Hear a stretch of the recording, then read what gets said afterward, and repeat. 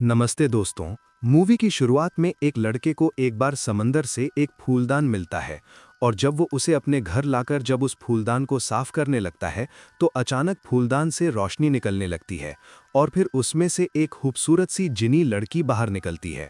यहाँ पर वो लड़की कहती है कि उसकी 3 इच्छाएं को वो पूरा करेगी, लेकिन वो लड़का साला थोड़ा ठरकी होता है और वो उस लड़की से जो मांगता है, उसकी जो विशेज़ होती हैं, उसे देखने के बाद आपको भी काफ़ी मज़ा आएगा। अब लड़का उससे 3 इच्छाओं में क्या-क्या मांगता है, देखेंगे आगे कहानी में। तो चलिए कहानी की शुरुआत करते हैं। तो कहानी की शुरुआत में हम क्रिस को देखते हैं जो बीच पर टहल रहा होता है और उसके साथ उसका कुत्ता भी होता है जिसका नाम सैमी होता है। दरअसल क्रिस समुंदर के पास में ही रहता है और वो हर रोज यहाँ टहलने के लिए आया करता है। लेकिन वहीं क्रिस पहले सिंगर था, लेकिन अब उन्होंने गाना छोड़ दिया है।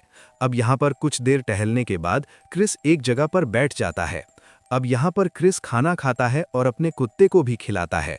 अब यहाँ पर क्रिस आराम करने लगता है और तभी उसे एहसास होता है कि समुद्र में मानो कोई डूब रहा है। अब क्रिस जल्दी जल्दी लाइफ गार्ड के घर की तरफ भागता है क्योंकि उसे अच्छे से तैरना नहीं आता था। अब यहाँ पर क्रिस देखता है कि लाइफ गार्ड के घर का कंडीशन ठीक नहीं है, लेकिन जब वो अंदर जाता है तो वहाँ पर लाइफ गार्ड नहीं होता। इसके बाद वो घर के टूटी हुई खिड़की को उठाकर खुद ही समुद्र की तरफ भागने लगता है और वो समुद्र के अंदर चला जाता है। और कुछ ही दूर में बे वैन उधर ही टहल रहा होता है और वो क्रिस को देख लेता है। अब यहाँ पर क्रिस को कोई नहीं मिलता, उसे सिर्फ वहम हुआ था और इसी वजह से यहाँ पर क्रिस का जान भी खतरे में पड़ जाती है और वो डूबने लगता है। और तभी पानी के अंदर उसे एक फूलदान मिलता है और तभी बे वैन भी उसके पास पहुँच जाता है और वो उसकी जान बचा लेता है। इसके बाद ये दोनों समुद्र से बाहर निकलते हैं और यहाँ पर क्रिस मरते मरते बचता है। और यहाँ हमें पता चलता है कि ये दोनों दोस्त भी होते हैं और एक दूसरे के घर आते जाते रहते हैं। अब कुछ देर के बाद क्रिस वो फूलदान को लेकर अपने घर वापस आ जाता है और वो फूलदान को अपने टेबल पर रख देता है और अपने घर का कामकाज करने लगता है। यहाँ पर हमें पता चलता है कि क्रिस इस घर में अकेला रहता है। अब इसके बाद रात को क्रिस अपने बाइक से पास वाले बार में आता है। दरअसल क्रिस रोज दारू पीता था और दारू पीने के लिए वो बस इसी बार में आया करता था। अब यहाँ पर क्रिस के पास हैमन नाम का एक आदमी आता है और हैमन एक म्यूजिक कंपनी का मालिक होता है। यहाँ पर क्रिस भी उसे अच्छे से जानता था। दरअसल हैमन चाहता था कि क्रिस फिर से गाए और वो सिर्फ उसकी कंपनी के लिए गाए, लेकिन यहाँ पर क्रिस उसे गाने से साफ साफ मना कर देता है। यहाँ पर हैमन उसे पैसों का काफ़ी लालच भी देता है, लेकिन फिर भी क्रिस उसकी एक नहीं सुनता। दरअसल पिछले महीने ही क्रिस का अपने छोटे भाई के साथ झगड़ा हो गया था।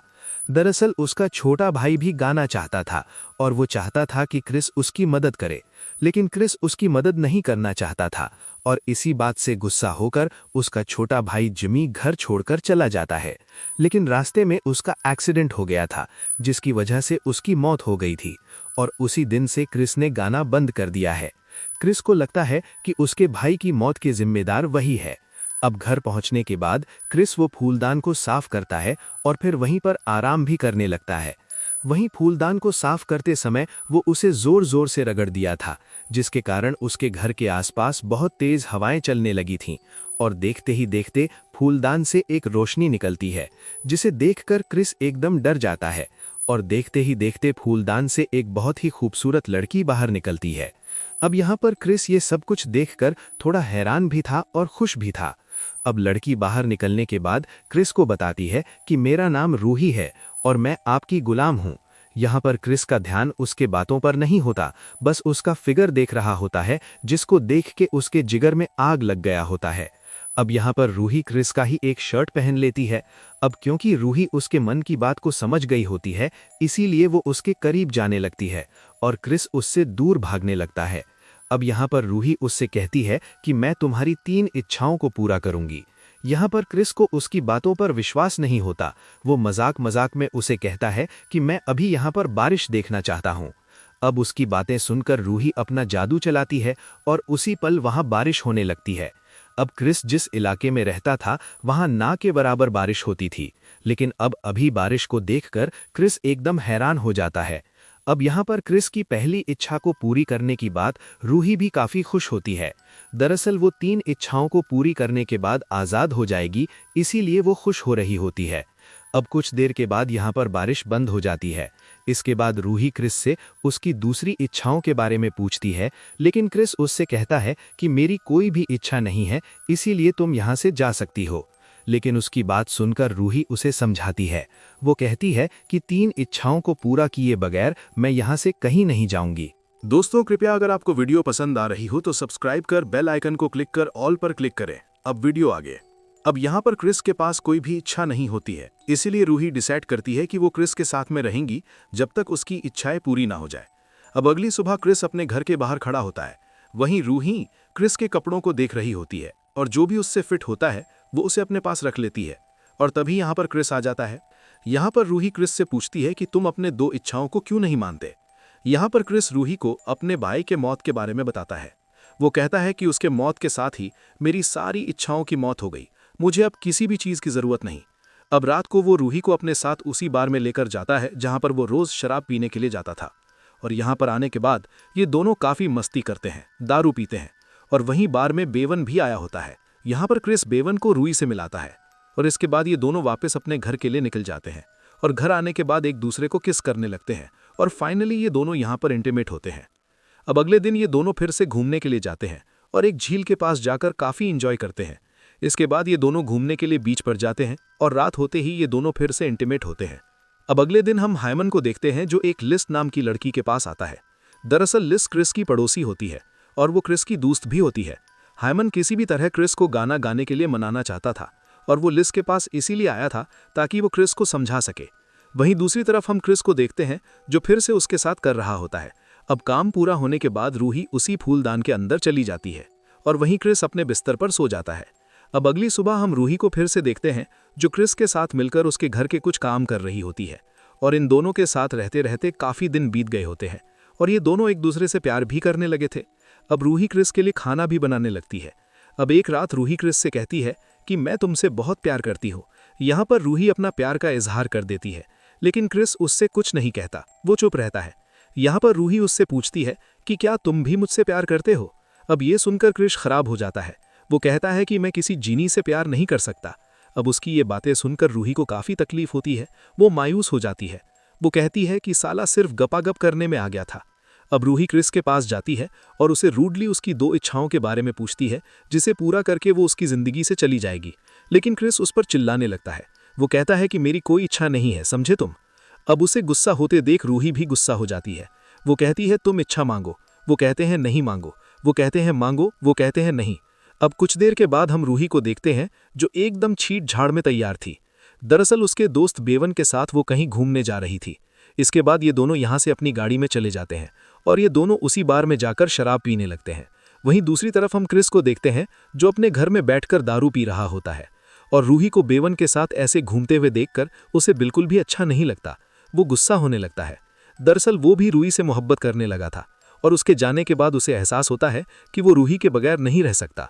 और इसी बीच लिस उसके पास आती है ताकि वो हायमन के बारे में उससे बात कर सके। लेकिन क्रिस यहाँ पर बहुत ज़्यादा नशे में होता है, इसीलिए लिस उसके लिए कॉफ़ी बनाती है ताकि उसका नशा कम हो सके। अब यहाँ पर कॉफ़ी पीते पीते क्रिस लिस को रूही के बारे में सब कुछ बता देता है।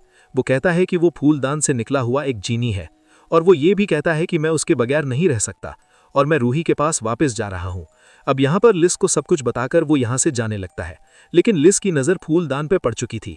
इसके बाद हम क्रिस को देखते हैं जो रूही के पास पहुँच गया होता है। वो यहाँ उसे घर चलने के लिए कहता है, लेकिन रूही उसकी एक भी नहीं सुनती। वो कहती है कि तुम मुझसे प्यार नहीं करते, इसीलिए मैं तुम्हारी बात नहीं मान सकती। यहाँ पर रूही क्रिस पर काफ़ी गुस्सा होती है, लेकिन क्रिस उसे समझा बुझाकर घर ले जाना चाहता था ताकि वो भी इजहार कर सके कि वो कितना मोहब्बत करता है।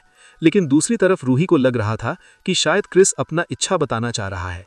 वो क्रिस से कहती है कि तुम यहीं पर सबके सामने अपनी इच्छा बताओ, मैं पूरी कर दूंगी। क्रिस यहाँ उससे कहता है कि मेरी दूसरी इच्छा ये है कि मुझे एक साधारण सी लड़की मिल जाए। बस रूही उससे कहती है कि बहुत ही जल्द तुम्हें एक साधारण सी लड़की मिल जाएगी और वो अपनी तीसरी इच्छा बताता है। वो कहता है कि रूही हमेशा के लिए उसी जगह में चला जाए जहाँ से वो आई थी।